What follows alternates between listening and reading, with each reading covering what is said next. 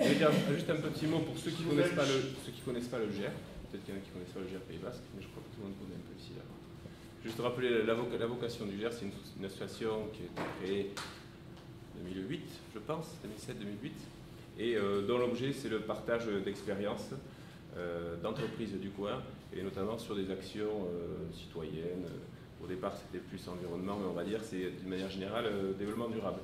Donc l'idée c'est de partager en toute simplicité, puisque c'est une association qui est bénévole, j'ai envie de dire, jusqu'à aujourd'hui.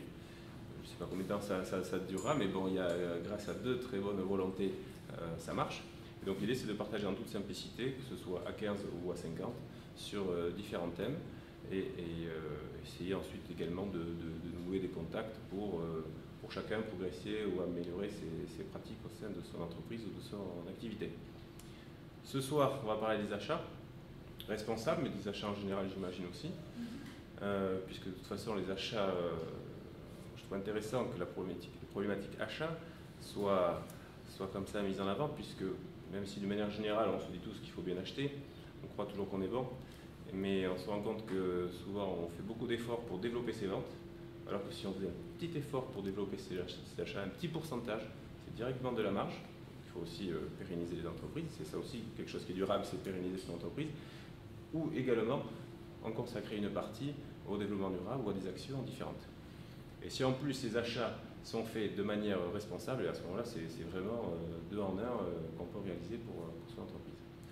Donc le cabinet Atlance avec Elodie qui va je pense, commencer, et ensuite M. Seller avec l'Eurocima. Elodie, à toi. Alors, effectivement, ce soir, nous allons parler des achats et des achats responsables au sens large. Alors, le thème est extrêmement vaste, hein, donc évidemment, on a choisi d'aborder les choses de façon relativement simple, parce que quand on pense achat, beaucoup effectivement de personnes pensent logique de coût, mais derrière ça, il y a aussi toute une démarche. Il y a aussi de multiples occasions d'intégrer des façons d'acheter de façon tout à fait responsable pour nos entreprises et derrière d'être bénéfique. Trop d'entreprises pensent que développement durable et mise en application de démarches de développement durable sont synonymes de centre de coût, alors que c'est tout à fait faux. Et on peut au contraire intégrer et mener des démarches de développement durable dans les achats qui sont synonymes de gains de coûts, de gains à tous les niveaux pour les collaborateurs de l'entreprise, pour les tiers avec lesquels on travaille, donc bien sûr les fournisseurs, et dans des démarches d'amélioration continue, on peut aller très loin et que ce soit bénéfique pour tout le monde et bien sûr pour l'environnement au sens large, bien sûr dans le sens écologie, mais ça tout le monde y pense en premier lieu, et au sens large de l'environnement général de nos entreprises, de nos sociétés.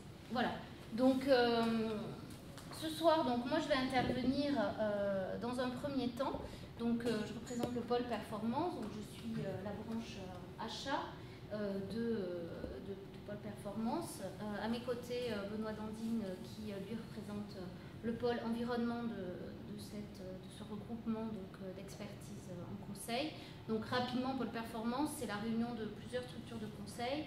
Donc nous sommes basés à Anglette, dans la zone de Maignan, et donc nous réunissons maintenant un peu moins de 15 personnes, enfin 12, dans différents domaines du conseil. Voilà. Et nous sommes amenés très régulièrement à intervenir pour des entreprises ou aux côtés d'organismes publics pour les aider à régler certaines de leurs problématiques. Voilà. Je ne vais pas plus loin sur le sujet, mais c'était juste un petit préambule pour vous présenter qui nous sommes. Alors, dans le cadre de la réunion de nos compétences, nous sommes intervenus tout récemment pour l'Eurocima, donc le cluster GLIS local, que nous avons accompagné dans une démarche de mise en application de la réglementation REACH, qui est une réglementation européenne. Je ne vais pas rentrer dans le détail maintenant. Et nous avons donc mené une démarche achat de bout en bout qui intègre donc de nombreux aspects du développement durable. Et donc tout à l'heure on illustrera donc avec Christophe et Benoît cette démarche et la façon dont nous avons pu mener conjointement tout ça pour arriver au résultat escompté. Voilà. Donc, pour entrer dans le vif du sujet directement par rapport à nos démarches d'achat durable, juste un petit rappel par rapport à une chronologie très simple depuis la période après-guerre où achat signifiait réellement approvisionnement pour les entreprises. Donc elles étaient dans une logique vraiment d'approvisionnement, il fallait acheter pour produire et pour vendre. Donc les questions de coût, de suivi de performance de fournisseurs, toutes les questions qu'on se pose aujourd'hui étaient loin des préoccupations des entreprises d'autrefois. Progressivement, d'autres composantes sont rentrées dans cette démarche d'achat. Bien sûr, la composante coût, puisqu'il fallait acheter à un coût tout à fait raisonnable et bon pour pouvoir produire et avoir un coût de revient aussi qui ressortait tout à fait correct. Ça, c'était dans les années 70. Dans les années 80, la notion de qualité est devenue de plus en plus présente dans la façon d'acheter également. Puis sont arrivées, bien sûr, les notions de délai et de gestion des flux, donc au sens large. Optimisation des flux, problématiques de stockage, etc., etc. Tout ça dans les années, il y a moins de 10 ans, où vraiment on a pensé avec une logique de coût complet pour l'ensemble des achats, que ce soit des achats dits de production, donc plus en rapport avec le secteur industriel, ou pour des achats dits frais généraux ou achats hors production, donc c'est-à-dire assurance, prestation de nettoyage, prestation de gardiennage, fourniture de bureaux, téléphonie, etc., etc. On a pensé coût complet. Donc le coût complet, pour mémoire, si pour certains c'est nécessaire, c'est le prix d'achat, certes, mais c'est aussi tous les coûts qui vont venir s'ajouter lors de l'acquisition du produit ou du service en question, donc les coûts de formation du personnel par exemple, les coûts de mise aux normes des réglementations ou des procédures internes, tous les coûts donc immédiatement applicables, donc c'est ce qu'on appelle les coûts d'acquisition, et également les coûts de possession, c'est-à-dire tous les coûts qui vont venir s'ajouter au fur et à mesure de l'utilisation du produit ou de l'utilisation du service que l'on s'apprête à acheter. Donc la notion de coût complet englobe tout ça, et c'est vrai qu'on est là dans une logique tout à fait globale, et les notions donc, de développement durable ont fait aussi leur apparition dans les achats, puisqu'on s'est rendu compte, nous acheteurs, qu'il y avait énormément de connexions possibles qui allaient dans le sens d'une gestion des coûts complets et d'une gestion donc, des problématiques qui intégraient les problématiques environnementales et sociétales qu'on retrouve dans nos problématiques de développement durable. Voilà. Donc ça, c'était les enjeux, c'est les enjeux des achats qui nous sont présentés ici. Donc en face de ces enjeux, évidemment, les démarches achats ont évolué. Donc démarche achat, c'est-à-dire qu'on s'est progressivement professionnalisé, on a intégré de plus en plus de choses à la façon d'acheter. Donc d'une logique de demande de prix, commande, réception, on a intégré le jeu de recherche de fournisseurs, le jeu de négociation, puis d'une démarche de demande de prix, on est arrivé plus à l'aspect consultation, appel d'offres. Aussi, on a ajouté l'aspect suivi, contrôle des prestations, avec l'idée de suivi aussi dans le temps. Et puis, dans les années 2000-2010, où là, on est arrivé dans une logique achat, alors je ne sais pas comment ça va évoluer plus tard, mais en tout cas, une logique achat un peu plus complexe, où, au-delà des enjeux financiers, on intègre des aspects veille marché. Donc, qui dit veille marché, on va voir après, mais dit monde des acteurs en présence, c'est-à-dire les marchés fournisseurs, avec tout ce que ça comporte, la réglementation, les tendances, etc. Stratégie achat, définition du besoin, présélection, consultation, déploiement, réunion technique, négociation, contractualisation et suivi des prestataires et reporting. Alors, c'est un peu compliqué comme ça.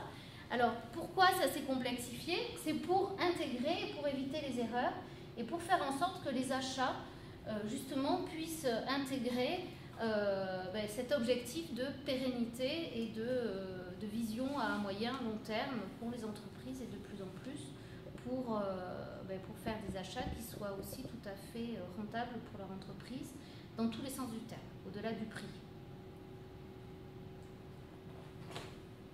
Alors, on n'est pas nombreux, si vous voulez m'interrompre et poser des questions, évidemment. C'est quelque chose que je vous invite à faire parce que voilà, c'est un peu plus vivant. Alors, la veille marché, par exemple, en quoi les aspects responsabilité sociétales des entreprises s'imbriquent là-dedans. C'est-à-dire quand on fait de la veille marché avec cette volonté d'intégrer les aspects environnementaux, sociaux et économiques évidemment, qu'est-ce qu'on regarde? On va explorer les marchés fournisseurs, on va essayer d'identifier l'ensemble des fournisseurs capables de répondre à un besoin donné à travers le monde, dans une région donnée, dans un secteur géographique, mais on va essayer d'aller comprendre comment est fait ce marché et quels sont les fournisseurs qui vont plus tard pouvoir répondre le mieux possible par rapport à notre propre stratégie d'entreprise. Si nous-mêmes nous sommes dans une démarche d'entreprise développement durable, il est évident qu'on va chercher à travailler avec des fournisseurs qui sont eux-mêmes dans cette démarche. Donc à travers cette étude de veille marché fournisseur, on va récupérer, collecter tout un tas d'informations qui nous permettront de nous assurer que les fournisseurs avec lesquels on s'apprête à travailler sont vraiment tout à fait cohérents par rapport à notre propre politique d'entreprise. Bien sûr, on va intégrer les aspects réglementaires qui sont de plus en plus lourds, donc ça on l'illustrera tout à l'heure avec la démarche que nous avons menée pour Hiroshima par rapport à la réglementation REACH, et qui sont maintenant indissociables de tout le reste. Il est évident que si on ignore certains aspects réglementaires en début de démarche, qu'on fait tout l'acte d'achat, qu'on sélectionne des fournisseurs, qu'on met en place des nouveaux processus, qu'on forme des gens en interne, qu'on va rencontrer des gens, qu'on modifie nos outils de gestion pour accueillir un nouveau fournisseur et que derrière on se rend compte qu'en fait on n'a pas respecté les aspects réglementaires, c'est sûr que là, non seulement on aura fait un mauvais achat, ça va coûter très très cher à l'entreprise. Et au niveau gestion des hommes, ce sera sûrement très démotivant, et pour les personnes internes à notre entreprise, et pour les fournisseurs qui croyaient avoir gagné un marché et qui se trouvent voilà, mis sur le banc de touche.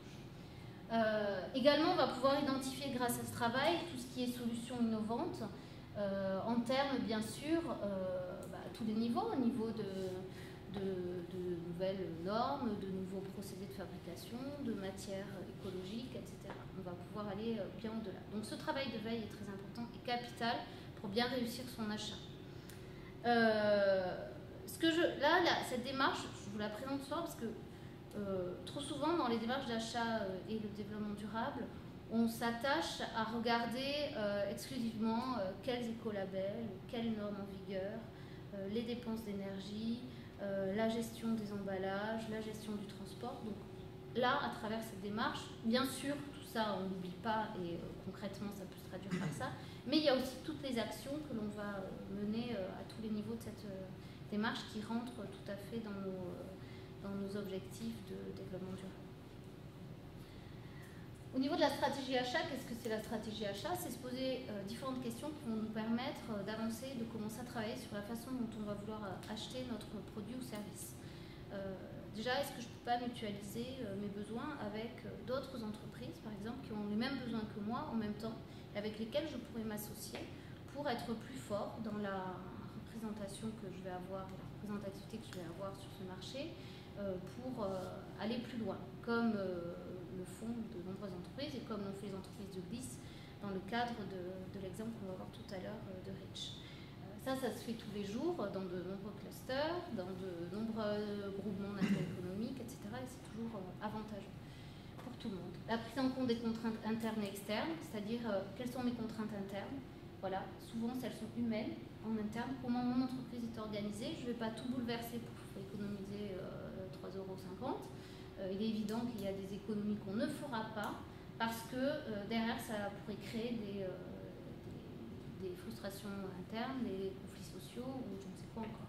Donc là, dès le début, on se pose ces questions. On va identifier toutes les contraintes techniques, commerciales et humaines en interne et en externe au niveau des marchés sur lesquels on va travailler.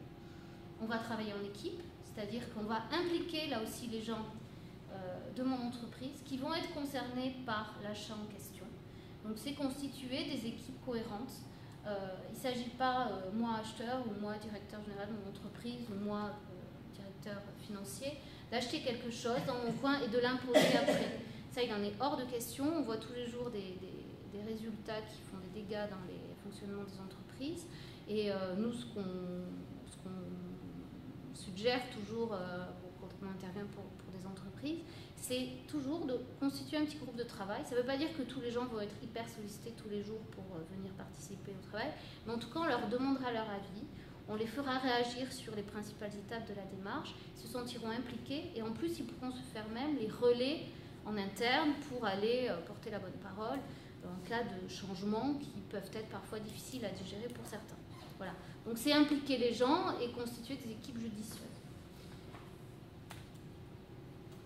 Le marketing achat au niveau de la définition du besoin, c'est-à-dire qu'on va dire, bon ben voilà, j'ai un achat réalisé, quel est-il en termes quantitatifs et qualitatifs. Donc je vais essayer de bien prévoir mon achat. Ça ne sert à rien d'aller chercher à faire rêver des fournisseurs en termes quantitatifs par exemple, d'annoncer des prévisionnels qui seront faux. Nous on va toujours chercher à rester dans quelque chose de correct. C'est-à-dire qu'on va respecter nos interlocuteurs, on ne va pas leur faire miroiter des volumes pas possibles pour derrière les diviser par de 30, enfin, de les abaisser de 30%. Là encore, ce n'est pas dans les bonnes pratiques. Au niveau du marketing achat, on va chercher, nous, à adapter notre besoin par rapport à l'offre possible identifiée sur nos marchés. D'accord ? On a fait ce travail en amont de veille marché-fournisseur.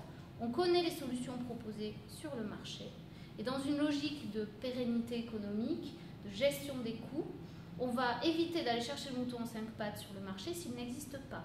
On va peut-être un petit peu modifier notre besoin, retravailler notre besoin pour essayer de se coller au mieux au marché. C'est-à-dire peut-être changer, nous, peut-être un petit peu nos procédures internes, nos façons de travailler, changer la spécification d'un besoin plus industriel sur une pièce donnée, retravailler le bureau d'études, par exemple, pour essayer de s'adapter avec un objectif clairement de diminuer le coût d'acquisition finale. Bon, après, on peut aussi adapter nos procédures, nos outils de gestion, évidemment, pour faire en sorte que ça colle au mieux aux besoins.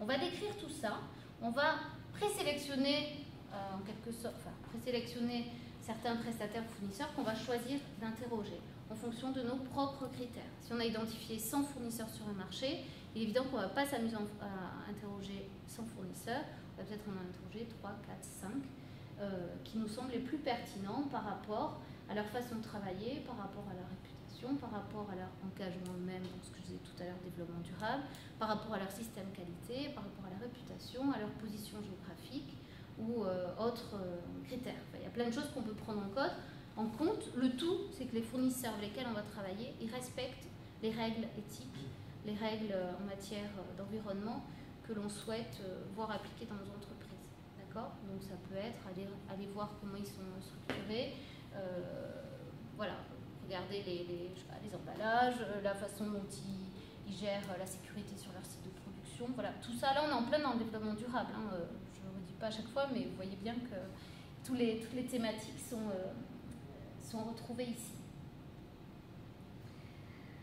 Derrière, évidemment, on va lancer notre appel d'offres, notre consultation. Donc, on va planifier les choses. Là aussi, on respecte nos interlocuteurs. On n'est plus dans une gestion un rapport de force fournisseur-acheteur. On a tous des intérêts communs. On va essayer de travailler intelligemment. Donc, on va être assez transparent sur le planning que l'on souhaite mettre en œuvre avec eux. Donc, on va informer sur les échéances. On va essayer de travailler en cahier des charges fonctionnelles tant que possible. Bon, là, c'est un peu plus technique. Enfin, on va proposer, on va nous formuler notre besoin en termes de fonctionnalité, non pas forcément se fermer sur des solutions trop strictes, puisque sinon on risquerait de passer à côté de solutions qui nous échapperaient, étant donné qu'on ne peut pas être multicompétence et spécialiste de tous les domaines. Donc on va faire confiance aux fournisseurs qu'on interroge pour nous proposer des solutions qui vont le mieux se caler aux fonctionnalités attendues. Dans le dépouillement, alors là c'est hyper important, on va être équitable, c'est-à-dire qu'on aura préalablement communiqué sur les critères de sélection que l'on utilisera pour faire notre choix final. Et là, on va être tout à fait transparent, c'est-à-dire que les critères, ils sont quantifiables, tangibles et annoncés à l'avance. On ne va pas prendre en défaut certains fournisseurs qui auraient mal compris le besoin de l'entreprise. On va vraiment être hyper transparent là-dessus. Trop souvent encore, il y a des fournisseurs qui sont malmenés, qui passent du temps à faire une proposition commerciale. Il ne faut pas oublier que faire une proposition commerciale, ça prend énormément de temps. Et que derrière, si les jeux sont faussés dès le départ, c'est pas éthique, on n'est pas du tout dans ce qu'on souhaite mettre en œuvre au quotidien dans notre logique de responsabilité sociétale. L'étape suivante, c'est aller à la rencontre des fournisseurs, des prestataires que l'on interroge, bien comprendre comment ils fonctionnent, bien s'assurer que la solution proposée corresponde à notre besoin et faire en sorte éventuellement de pouvoir nous aussi nous adapter pour coller au mieux aux possibilités des entreprises que nous avons interrogées. On va pouvoir là, à ce niveau-là, mesurer le climat social des entreprises que l'on a interrogées. Ça, c'est hyper important. Il est clair que nous, on veut travailler dans l'idéal avec des entreprises qui traitent bien leur personnel, dans lesquelles les personnes sont contentes d'évoluer. Donc, il y a des indicateurs qui sont assez représentatifs du climat social, par exemple le taux d'absentéisme, le plan de formation mis en place pour le personnel, le turnover, etc. Bon, il y a plein de choses qui nous permettent concrètement de mesurer, de se rendre compte, et en allant sur place, on voit aussi d'autres choses, du climat de l'entreprise que l'on a interrogée. Bon, la négociation, alors, ça a souvent une mauvaise réputation. Les fournisseurs ont l'impression que quand ils vont en négociation, l'acheteur cherche à les plumer, mais j'ai envie de dire non. On va essayer en négociation de trouver un accord gagnant-gagnant qui convienne à tout le monde. L'objectif, c'est pas d'étrangler le fournisseur qui met la clé sous la porte à cause de nous dans les 2 ans qui viennent. Au contraire, c'est d'envisager tant que possible des relations à long terme, puisque le coût du changement n'est pas négligeable. Donc, on ne va pas changer de fournisseur tous les 4 matins et on va travailler en relation de confiance et en partenariat dès que possible. Donc, la négociation, là encore, ça sert bien à balayer tous les aspects du prix en pensant coût complet et en allant chercher toujours les meilleures conditions commerciales pour nous, notre entreprise. On cherche à être rentable quand même et que puisse supporter le fournisseur avec lequel on négocie. Voilà, on va s'engager. À un moment donné, il va falloir trancher. On va s'engager de façon raisonnée. Si on hésite, on peut faire des tests. Il y a des choses qui se font.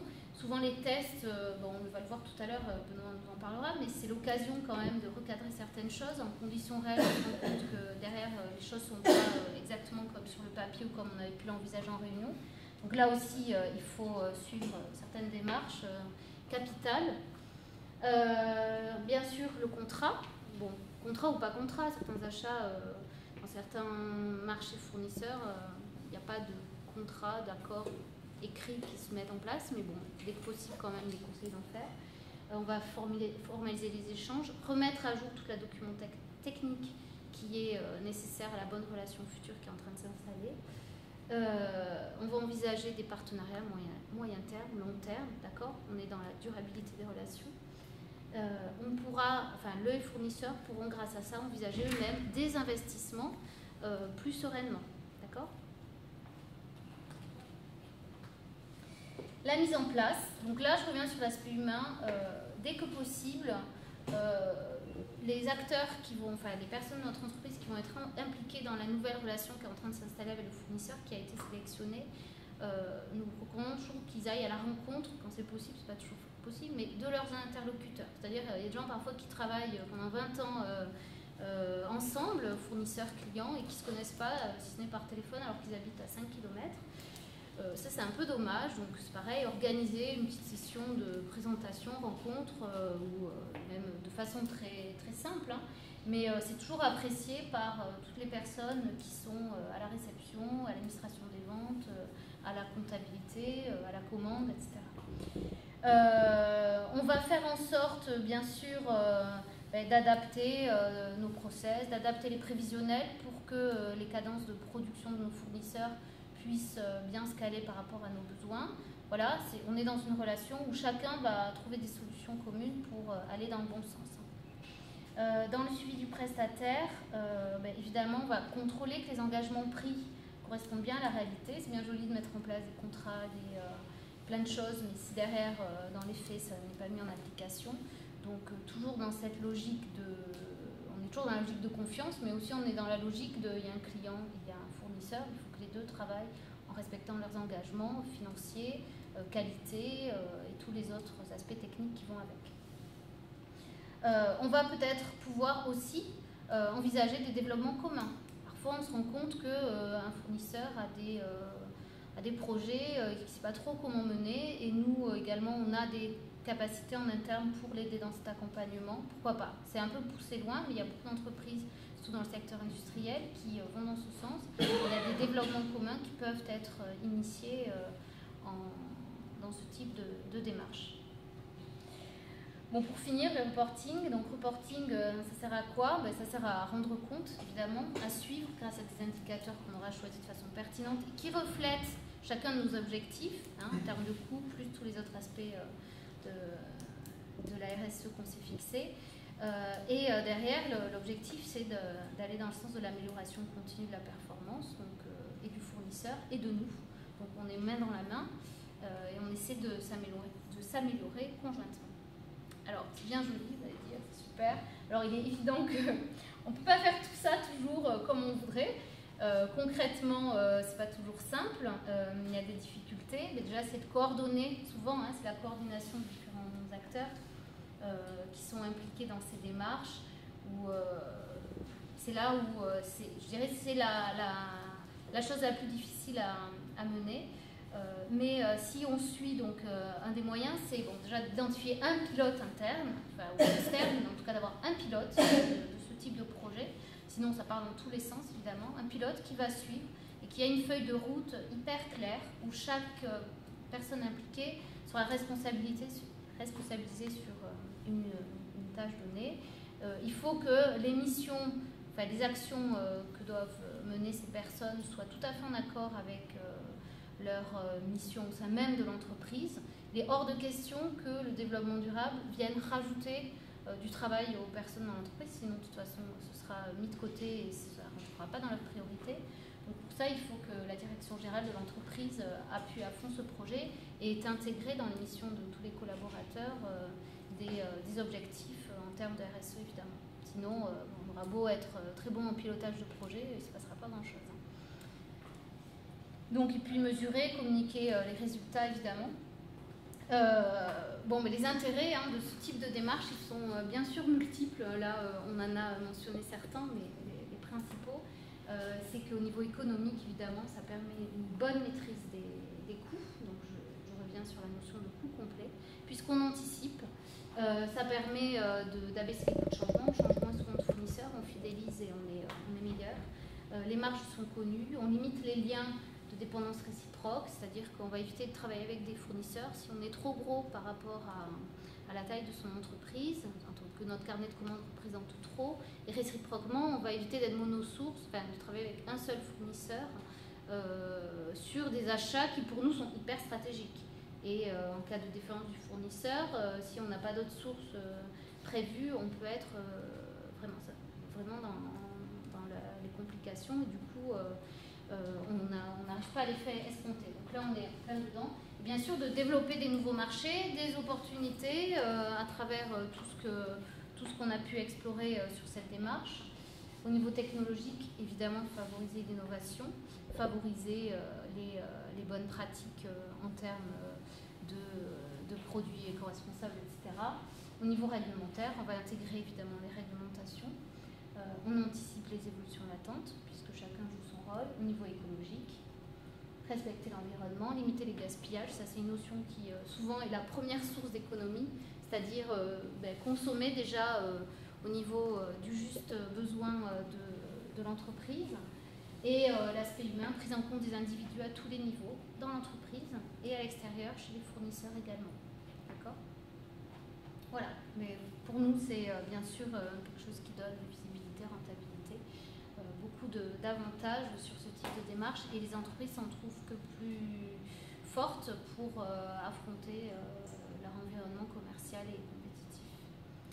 Voilà, donc là c'était un peu théorique, il y a beaucoup de choses, j'essaie de pas trop rentrer dans les détails, je suis peut-être un peu trop rentrée, je sais pas.